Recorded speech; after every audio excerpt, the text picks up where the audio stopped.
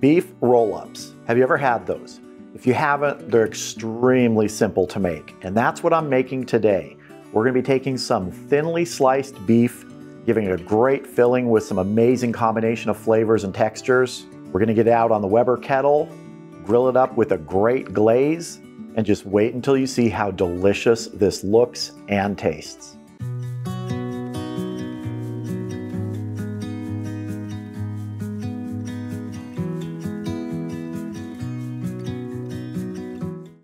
Now we have a few different steps to get our beef roll-ups ready. The first is a marinade for our thinly sliced beef. We're starting with 3/4 of a cup of soy sauce. To this I'm gonna add about 2 tablespoons of crushed ginger from my favorite thing, the ginger in a squeeze tube. We're gonna add 1.5 tablespoons of minced garlic. And about 2 tablespoons of honey. And we're gonna whisk this together, starting slowly so that honey can be incorporated. Now this marinade can stay on the beef overnight if you want, but really it only needs like an hour or two, and that's really all I'm gonna do on it today.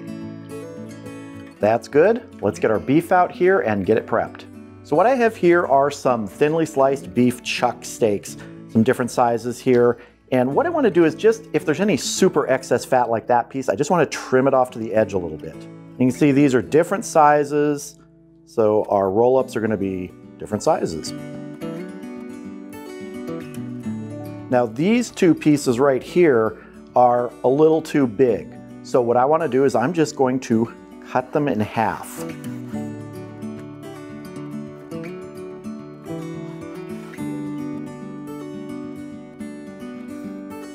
That's good.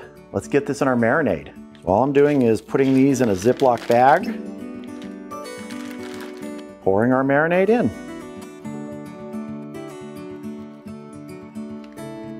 Seal it up, get some of the air out, and we will work it around in this bag. And I'm gonna double bag this because I'm gonna flip it a couple times. Like I said, it's gonna go maybe an hour or 2. That way I just wanna make sure things don't leak out. So I'm gonna get that second bag on this, get it in the refrigerator, and we'll move on to getting our fillings for these roll-ups ready. So really there are 3 basic components to the filling. One of them is some veggies, so let's get those ready. Yellow bell pepper here, it's gonna get the top off. And I just wanna mention I did wipe down my cutting board, and if anyone out there was looking and thinking, oh my gosh, he set that bag down on all the meat juices, then he's gonna put it in another bag in meat juices and put it in the refrigerator. I lifted it from the cutting board into the bag off the cutting board, so the outside bag, no meat juices on. I generally think of those things. Get our core out of here. Try and get all the seeds to hang on if possible. Be a few left in there, we'll just knock them out. So for our yellow bell, I'm just gonna quarter this part first. And if you wanna cut out these sort of ribs in here, the really white part, go ahead. This knife's probably a little too big for this, but I'll make it work. I'm just gonna take the very ends off of these. These little end pieces I'll just save for a salad later tonight. Same thing with the top ring we cut off. So now I just wanna take these, I'm gonna flatten this out, and I just wanna cut slices. Not necessarily julienne, a little thicker than that, just like that. That was our yellow bell, we're gonna do the same to our red.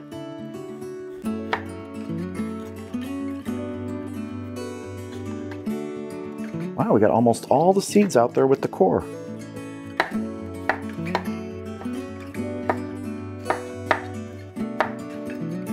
Finally, a couple zucchini.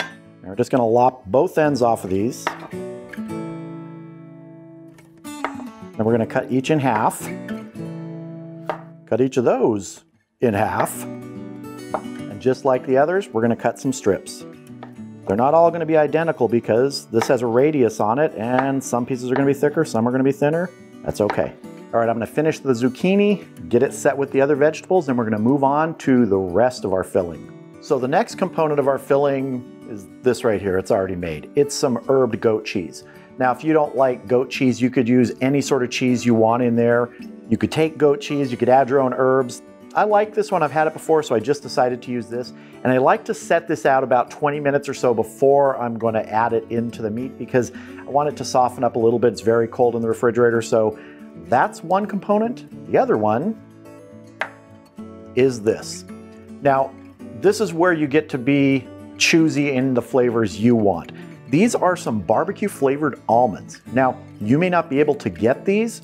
You may have other types of nuts that you want to use, maybe some sweet pecans or some other thing like that, some spicy walnuts, or just plain nuts. You don't have to add any other outside seasoning to it.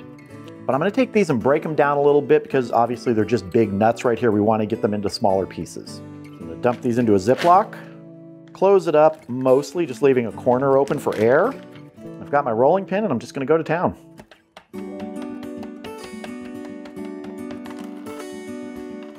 Want these to be broken down pretty good, not completely into dust, but smaller pieces. Just like that. It's almost like the pieces of nuts you would find in the bottom of the nut bag, the ones that are already broken. That's what we want. All right, our meat has been going for about an hour and 15 minutes in the marinade. That's good enough for me. Let's get it out here and start building our beef roll-ups. So here is one of my pieces of that thinly cut chuck steak, and you can see how there's separations in here. So if I wanted to, I could break this down into smaller pieces, make smaller roll-ups, but I'm gonna make this work for me. Now, if you have another type of beef that's sliced thin for this, you may not have this sort of separation, so you won't have this issue, but I've done this before. I don't mind using this. You just have to be a little extra careful, and we're gonna be tying it up with string anyway. That's gonna hold everything together. So first thing, I wanna get a little bit of goat cheese on here. In different spots. And I just wanna sort of work it down. The warmer it is, the better. It'll be more pliable, but you make it work for you. The heat of your hands will often just sort of, see, push down, makes it more pliable. You don't have to cover every square inch of the inside with that. Just the major portions, you know, spread it out a little bit with your fingers. Just work it there. If you go right up to the edge, like right there, there's a chance more of it might leak out as this cooks, and that's all right. But if you keep it a little more towards the center with a little bit of a border, almost like a pizza crust, you're not gonna have as much ooze out. You'll probably still have a little bit ooze out. Maybe a lot. Depends on how oozy it is. Now we're gonna put some of our crushed nuts on here, these barbecue flavored almonds. I'm gonna work these over this. Give a fairly even coating, not a ton. This is just for a little extra flavor and texture in this.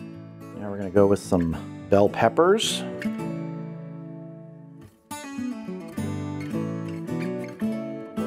Just spreading these out in here. Some of our yellow ones. And some zucchini. Maybe just a few pieces of zucchini. Now we're gonna roll this up. If you have an uneven piece like this where one side is shorter than the other, start from the shorter side. So I'm just gonna slowly roll this. And if you have trouble with this, one of the easy ways to do this is to put this at first on a piece of parchment paper and use that as your base as you roll it. You can roll it in the parchment paper. Keep rolling here, tuck everybody in.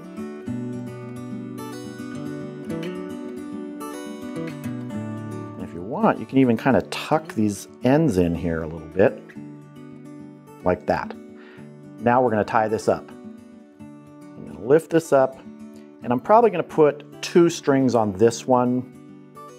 Each one's a little bit different, depending on its size. Don't have to tie it too tight, just enough to hold it together. But again, there's gonna be ooziness in these. Trim off the excess string, and there you go. If you were using a cut that didn't have those separations, these would be solid right here, but don't worry about that. You can do it with cuts like this, like chuck steak, that have a lot of that internal fat and those separations. This will work. All right, I'm gonna get the rest of these rolled up, and we'll head out to the grill.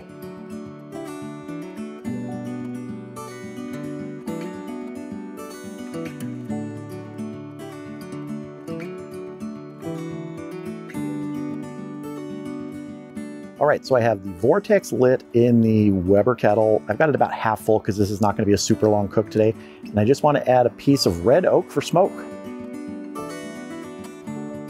I'm going to get my roll-ups on. I'm going to put them seam side down.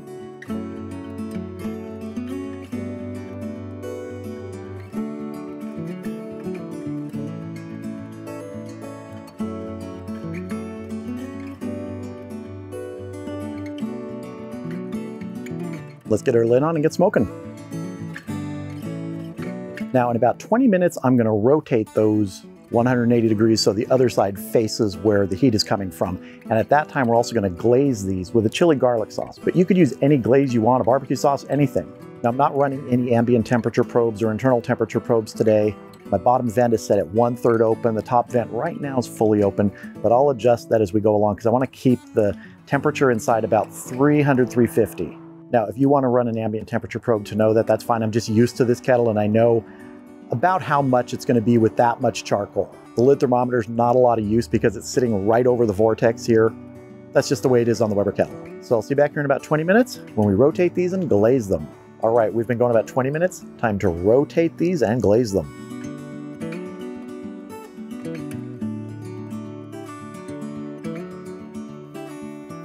Those are looking really good. We've got some good oozage there.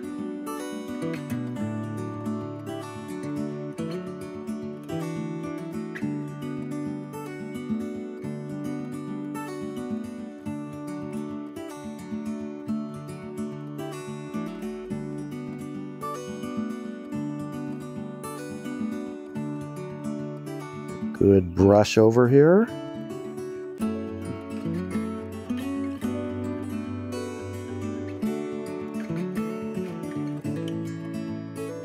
Now in another 20 minutes, I'll take an internal temperature check. I'm going for somewhere around 165 on these. They're gonna be fully cooked. So let's get the lid back on, finish up smoking these.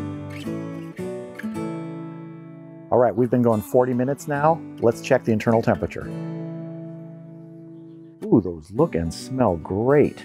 And because we have layers of meat there, it can get a little tricky, but let's get down dead center and see how we're doing. So I am showing 142 dead center on this. I'm gonna go another 10 to 15 minutes, let's say 12 minutes, we'll check it, see how we're doing. All right, we've been going another 12 minutes here. Let's check our temperature. I think we're probably gonna be right around that temperature we want of 165. These just get more gorgeous every time I open the lid. All right, let's get in there and see how we're doing. That is 165. Okay, I don't know if you can see that on the camera there, 165. Let's do a quick check on this one here. That one's showing 160, 161, I'm good with that. So I'm gonna get these off here, get them inside, because it's time to taste. All right, here it is, one of our beef roll-ups. The color on this turned out much better than I actually hoped. Just that chili garlic glaze on there, and I just got it at Kroger. It's a store brand Kroger chili garlic glaze. I've seen them in different places. Trader Joe's has a similar one. So any sort of glaze that you want to put on there, like I said, you could even just do a barbecue sauce. You could do honey. There's lots of options here. I'm glad I chose this one because it really smells good and the color it gave is great. All right, let's go ahead and get our strings off of here first.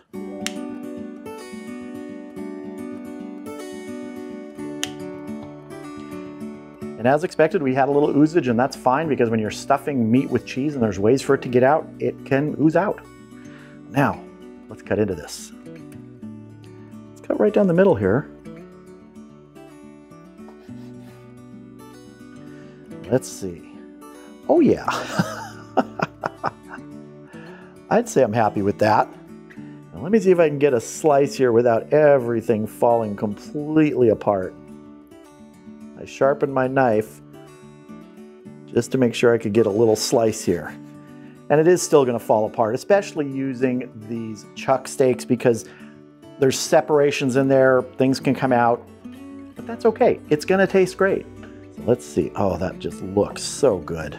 So I just dove right in here, got a little bit on the fork, a little bit of everything. It's falling apart.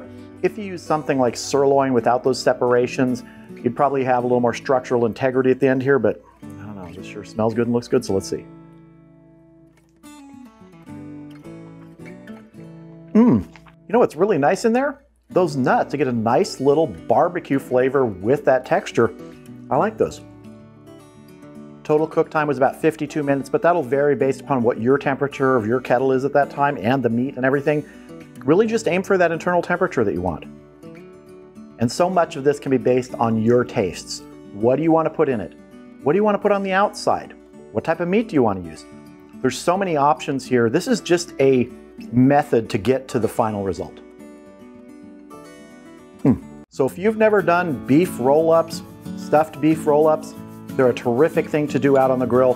You can do them in the oven, you can do them in a pan. Really, it's just about bringing all those flavors together, stuffing them inside a piece of meat and rolling it up, and enjoying the results you get at the end.